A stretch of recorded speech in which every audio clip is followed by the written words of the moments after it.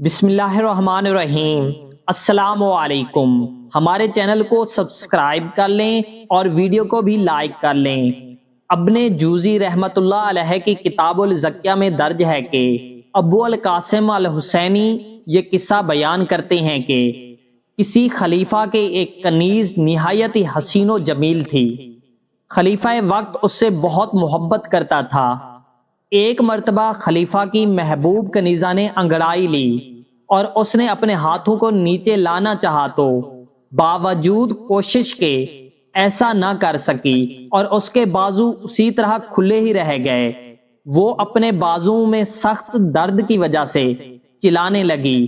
محل میں موجود تمام کنیزیں اس کے ارد گرد جمع ہو گئی اور اس کی تکلیف میں مبتلا دیکھ کر خلیفہ کو بھی اطلاع دی۔ خلیفہ نے آ کر اپنی محبوب کنیز کا مشاہدہ کیا تو اسے بہت دکھ ہوا۔ وہ اس سے بے پناہ محبت کرتا تھا، اس لیے فوراً یہ حکم دیا کہ تمام طبیبوں کو ابھی محل میں حاضر کیا جائے اور جلد از جلد کنیز کی صحت یابی کے لیے کوشش کی جائے۔ تمام طبیبوں نے اپنی مہارت اور تجربے پر ناز کرتے ہوئے اپنی اپنی دواؤں کا استعمال کرایا، مگر کچھ فائدہ نہ ہوا اور اس لڑکی کو اس صورت میں کئی دن گزر گئے۔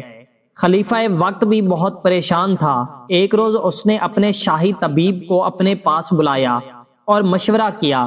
وہ عرض کرنے لگا، امیر المومنین، دوا نہیں بلکہ اس کی بجائے اس کے پاس کوئی اجنبی شخص پہنچے اور اس کی مالش کرے۔ خلیفہ اس کی بات سن کر غصے میں آ گیا اور کہنے لگا کہ تم نے یہ سوچا بھی کیسے کہ میری محبوب کنیزہ کو کوئی غیر مرد ہاتھ لگا سکے؟ اگر مالش ہی کروانی ہے تو کسی دوسری کنیز سے بھی کروائی جا سکتی ہے۔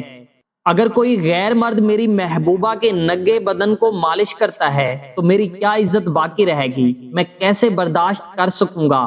طبیب نے عرض کی، یہ کسی کنیز کے بس کا کام نہیں ہے، اس کے لیے کوئی خاص تجربہ کار آدمی چاہیے، اور میں ایسے شخص کو جانتا ہوں جو اس کام میں کافی مہارت رکھتا ہے۔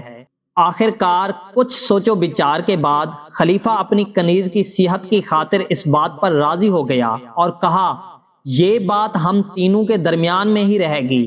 خلیفہ وقت نے اپنی کنیزوں سے کہہ کر اس محبوب کنیزہ کے کپڑے اتروا کر اس کو کمرے میں کھڑا کروا دیا۔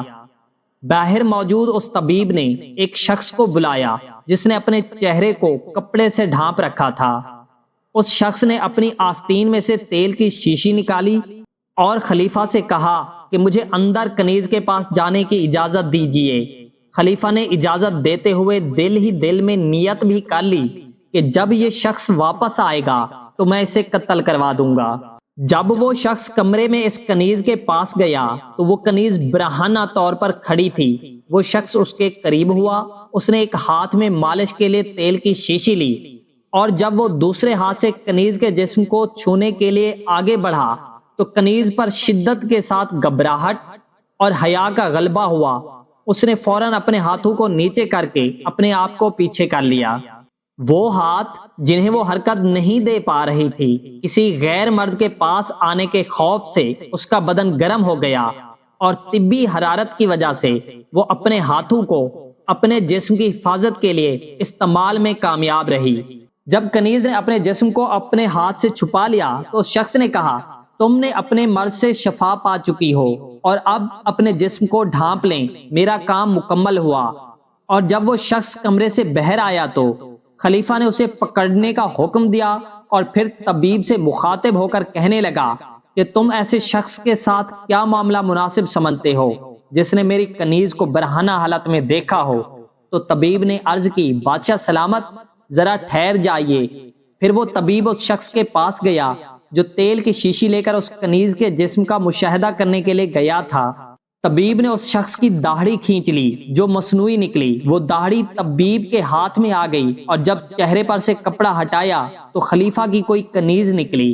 طبیب عرض کرنے لگا، اے امیر المومنین، میں کیسے گوارا کر سکتا تھا کہ آپ کی حرمت و ناموس کو مردوں کے سامنے گرا دوں، مگر مجھے یہ ڈر تھا کہ اگر یہ بات آپ پر کھول دیں تو اس کی اطلاع اس مریض کنیزہ کو بھی ہو جاتی اور پھر میری تمام تدابیر بیکار ہو جاتی۔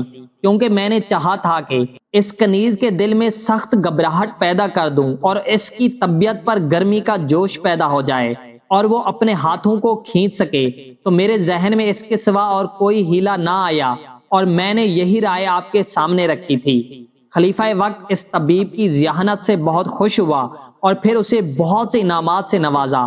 ابو القاسم کہتے ہیں کہ اس نظریے کی بنیاد پر اتباع نے ضعیف قسم کے لقوہ کے علاج کے لیے یہ تجویز کیا ہے کہ جب مریض غافل ہو تو لقوہ کے مخالف جانب پر اس کے منہ پر زور سے تھپڑ مارا جائے تاکہ اس کا قلب طبی جذبہ گرمی پیدا کر دے، تو پھر وہ بے اختیار اس طرف اپنا منہ پھیرے گا جس سمت سے تھپڑ لگا ہے۔ دوستو، ویڈیو کو لائک اور چینل کو سبسکرائب کرنا مت بھولیے گا، کیونکہ ہم آپ کے لیے کچھ اس طرح کی ویڈیوز لاتے رہتے ہیں۔